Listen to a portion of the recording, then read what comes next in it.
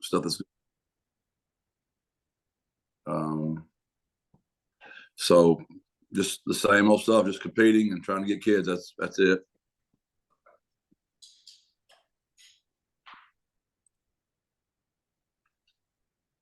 Nate.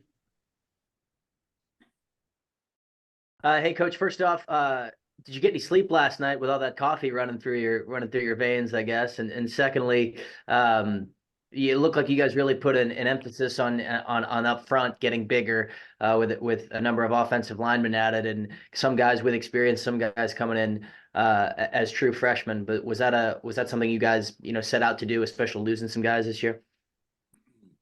I never sleep after a game. Just the adrenaline just keeps me up all night. So I went to sleep about 5:30.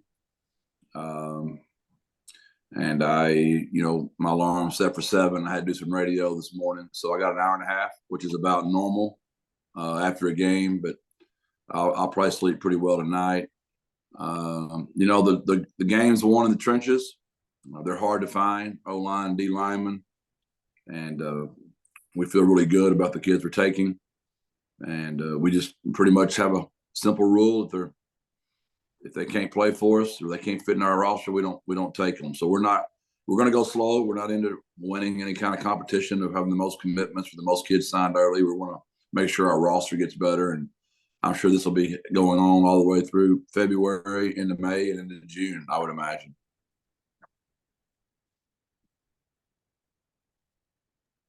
Greg. Yeah, Jeff, I was going to ask if you felt kind of validated in that approach to be patient and take it slow based on the way this worked out. Are these kind of about the numbers you hope to have at this point in the process? It does. I mean, I really don't have like a goal like that. All I care about is just the talent, what I'm evaluating. If I think they can help our team, we take them. If we don't take them, and we just hold on. I think you learned that about me, for being around me quite a bit. I don't worry about criticism. I'm going to be literally convicted to my beliefs and what we believe, and we're going to stay true to that. Whether that's we have the best G5 according to the surveys, or we have the worst G5 according to the people. We're going to stay true to our evaluations and recruit those kids. And it doesn't mean we're going to get every kid we recruit, but we're going to recruit the right ones. I know you don't look at the rankings personally, but you've said that President Amy likes to ask you about them sometimes. If you get asked about the rankings this year, what's your response? I wouldn't know what it is, so I'd have no response. I'd let him tell me. He's my boss, and he watches it. I don't. I think they've got you about 9th in the league at this point. Yeah, I think we had 7 wins and 1 loss. That's what I'd say back. Stephen. Coach, you got 3 players that came in via transfer from New Mexico, Texas Tech, and SMU. What stands out to you about those 3, and what will they bring to UTSA? Obviously, if we're recruiting a transfer kid, it's an area of need and somebody we think we can get in there and compete pretty quickly with. J.J. Sparkman from Texas Tech, from Pine Tree, is a kid I've known and recruited for a long time. Had him committed to me at Arkansas. When that didn't work out, he went to Texas Tech. So we're excited. He's big, he's fast, he's a really good human being. The offensive lineman, we think CJ can come in here and help us, pretty quick. He's a really good athlete. Played in New Mexico, he's got experience. And then defensively, Damian from SMU. From Vandergrift, right down the road, is a kid we really liked a lot. We lost him the first time to SMU, but we got him the second time around. So we think all 3 of those kids will come in and compete, immediately. And back to Greg's question, I've not studied Greg at all, but so many of that is like how many kids you have committed. You just multiply times what their rating is, and whatever the score is, you get your ranking, right? So I think a truer aspect of that is however many you take, what's the average of the stars if you want to go in that world. I don't go in that world. To me, you'd wait 4 years and you'd see where the players played and how many of them were in the 2 deep and helped you win ball games. That's a true evaluation of roster. recruitment and evaluation. And the biggest phase of all this, which I've said since day one, is the developmental phase.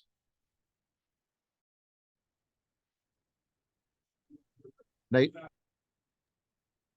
Coach, last couple of years, I mean, there's guys in your roster that where your relationship with them goes back to their parents, whether you taught their parents in high school, with Owen, I think, and the McCowns, you had that relationship going back to Jacksonville. Just out of curiosity, are there any kids in this class right now that you have kind of those those long-standing connections where it's not just them, but their parents or something like that, where it would given your relationships? It's a good question. I haven't really thought about it yet. I would say JJ would be the one the most. I had forgotten. He told me this on his official visit, that when he was in junior high, he was a straight basketball player.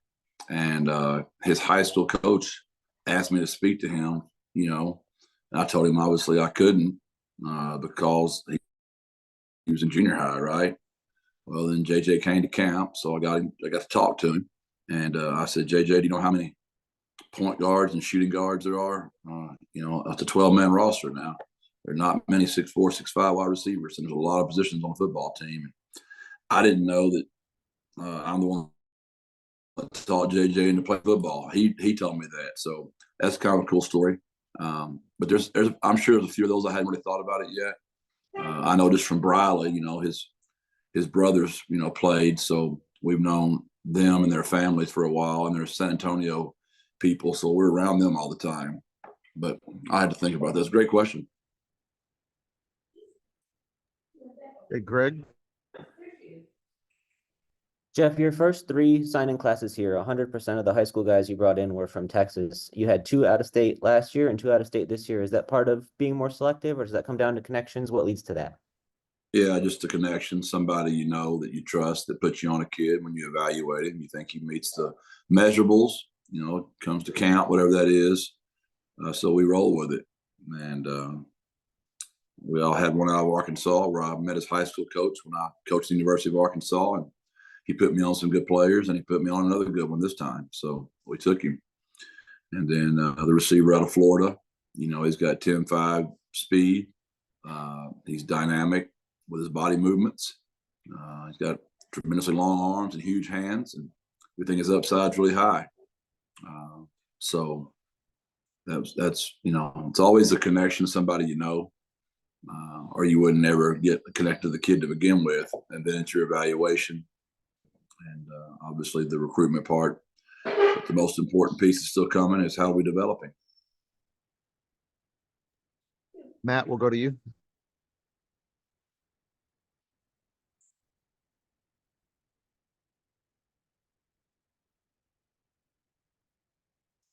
Back to your point, though, Greg, that's one of the things that gets negative recruited about me, is that I'm only going to play the Texas kids, and I'm all Texas. And there's no doubt that's where we start. We start in San Antonio, we work our way out. Texas is a heavy emphasis of ours, but at the end of the day, the kid that's the best player is going to play. I mean, Nick Troy Fortune is from Georgia, and Vinley's from Oregon.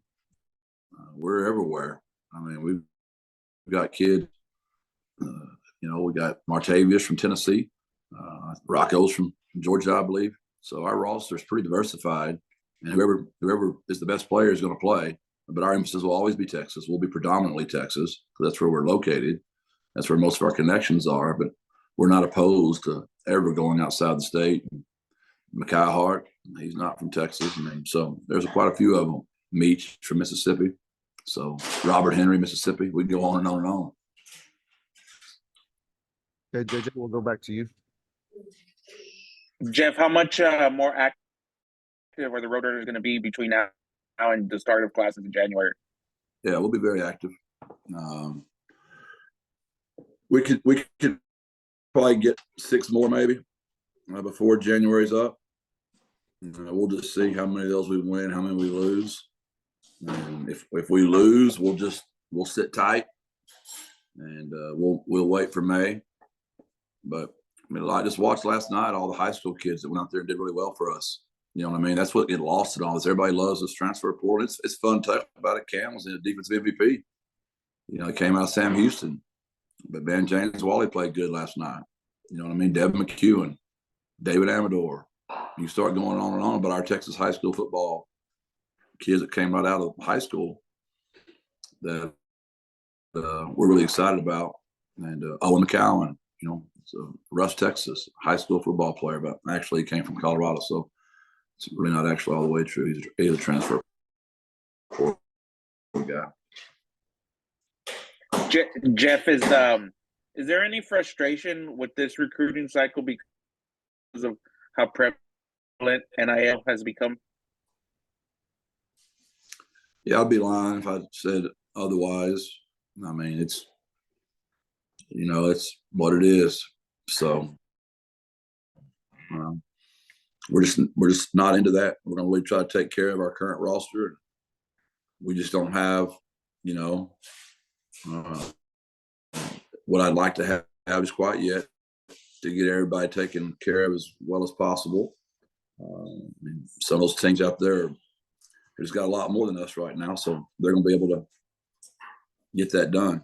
And we've got to keep working at it. And I know I keep saying all the time, but we'll go 210 City Fans or 210 Inspired.org or Runners Rising. If you want to help a kid, I mean, that would be huge for us.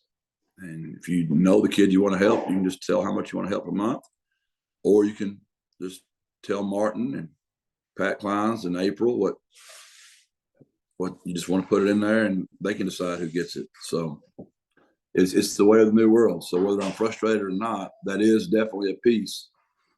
Used to, it was about, you know, academics and how you're going to treat the kid and how you coach him and the facilities. And so that stuff still matters to some people. But people that don't have much money, that stuff doesn't mean as much.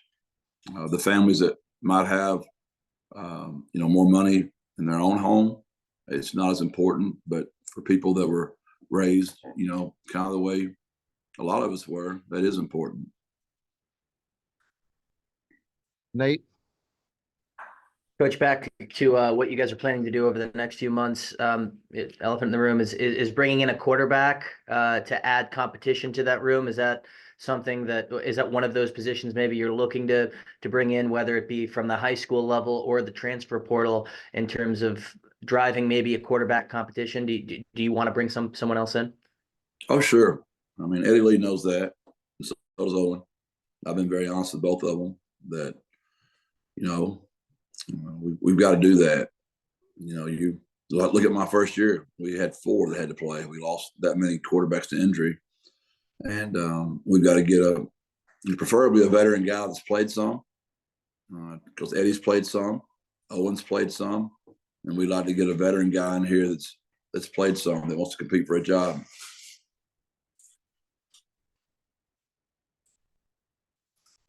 all right, anything else for Coach Traylor? All right, thanks everyone. Thank you, Jeff. Appreciate it. Thank y'all. Bye-bye.